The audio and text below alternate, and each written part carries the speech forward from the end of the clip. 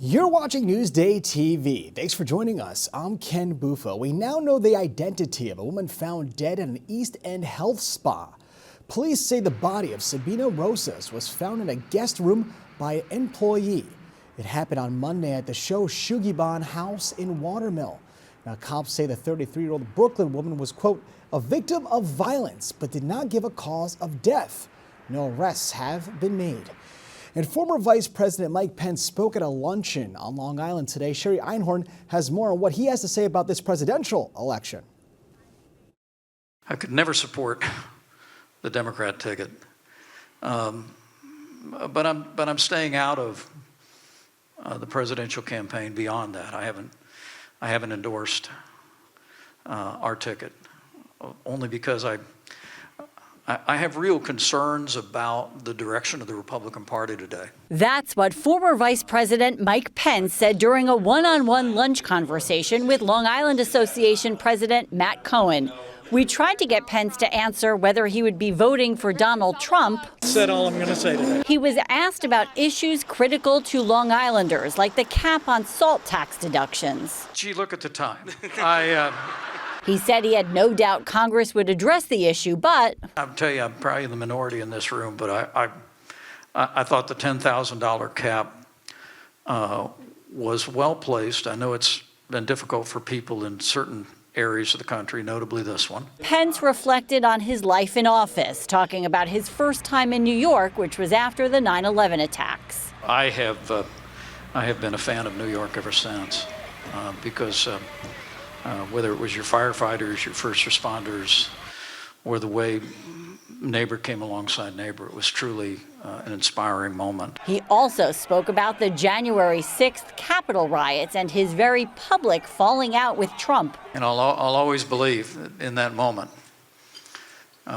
We did our part to see to the peaceful transfer of power and support and defend the Constitution of the United States of America. The former VP told the packed room that he and the former president aired things out and parted very amicably after that, but have since gone their separate ways. A great honor for me to serve in the White House. Let me thank you for the privilege of being your vice president.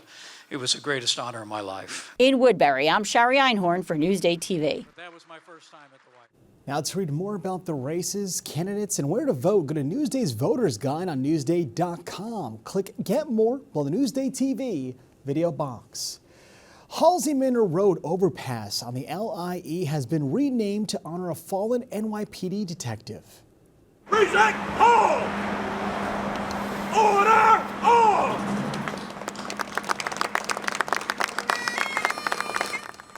Brian Simonson of Jamesport was shot and killed in the line of duty back in 2019. He would drive under this overpass on his way to work. Simonson was in the 102nd Precinct in Queens for nearly 20 years. And the NTA has announced the repair schedule for the East River Tunnel, and it may impact your commute. The tunnels were damaged during Superstorm Sandy. One tunnel will be out of service for more than 2 years. There will be fewer LIRR trains serving Penn Station during that time. Work begins on November 11th. And there are now 2 less TGI Fridays on Long Island. The Westbury and Rockville Center locations have closed. This is part of a wave of closures and reports of the chain possibly filing for bankruptcy. The only locations left on the island are in Valley Stream, Islip, Farmingville, and Riverhead. Halloween is just 2 days away, but that does not mean it's all fun and games. In fact, according to the U.S. Consumer Product Safety Division, there are more than 3,000 Halloween-related injuries each year. Joining us now to talk about Halloween safety is Dr. Robert Schwanner, the medical director of the Emergency Medicine Department at Stony Brook University Hospital. So, Doc, what kind of injuries do you usually see on Halloween? There's certainly a mix depending on activities. Pumpkin carving can certainly bring us some lacerations, and it can be quite severe depending on what kind of knife you're using. These days, there are safety knives and kits for carving, and I would encourage people, if they have access to one, to use those. Definitely is a much safer proposition. Being out and about, so how can they stay safe on Halloween and still take advantage of all the fun that is to have? Yeah, ideally, if you're going to trick or treat during the light hours, and certainly try to go in a group. Make sure to cross at crosswalks in appropriate areas. Traffic doesn't change on Halloween, but certainly footpaths and people out and about is increased dramatically. So sadly, we do see pedestrians struck, and you have to be really have your wits about you, and ideally be with a group of people. And what are some of the things parents should be on the lookout for when they're out trick-or-treating with their children this Halloween? Well, again, certainly just be alert of all the traffic around you. From a candy perspective, when in doubt, just throw it out. If you're not sure what it is, if it looks tampered with or just doesn't look like something you've seen before, I don't think there's many kids out there that are hurting for candy. So I would err on the side of safety and not let your children partake in those treats. Now you can read more about Halloween safety. Go to Newsday.com. Click Get More below the Newsday TV video box.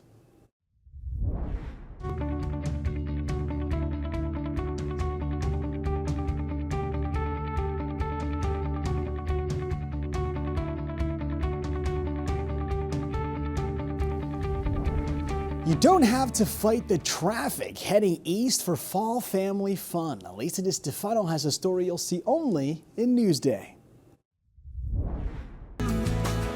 Just over the Nassau border is Queens County Farm Museum.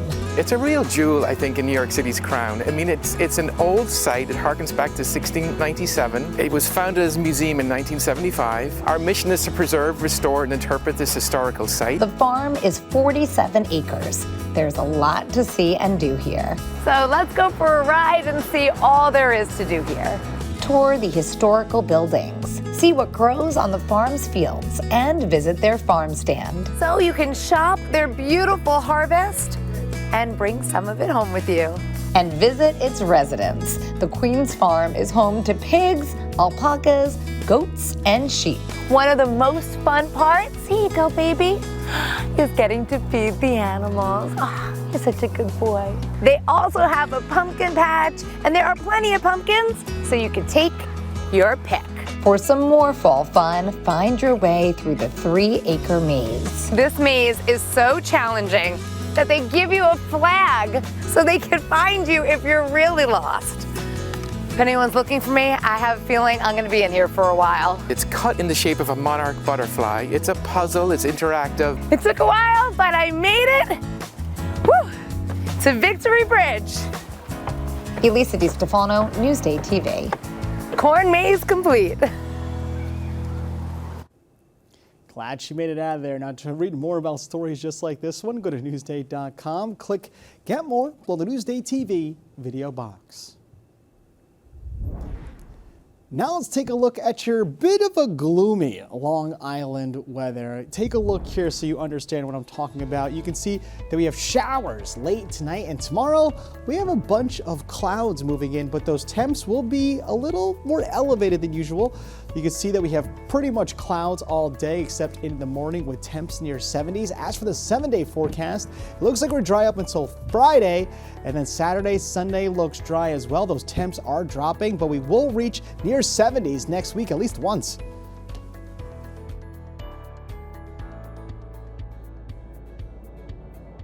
Long Island weather is brought to you by PTRC. Newsday has complete coverage and in-depth analysis of the races affecting Long Island, interactive voter's guide to all races in Nassau and Suffolk counties, and regular updates from Newsday TV with live results after the polls close at newsday.com/LIvotes. You're watching Newsday TV. I'm Ken Buffa. Thank you so much for joining us.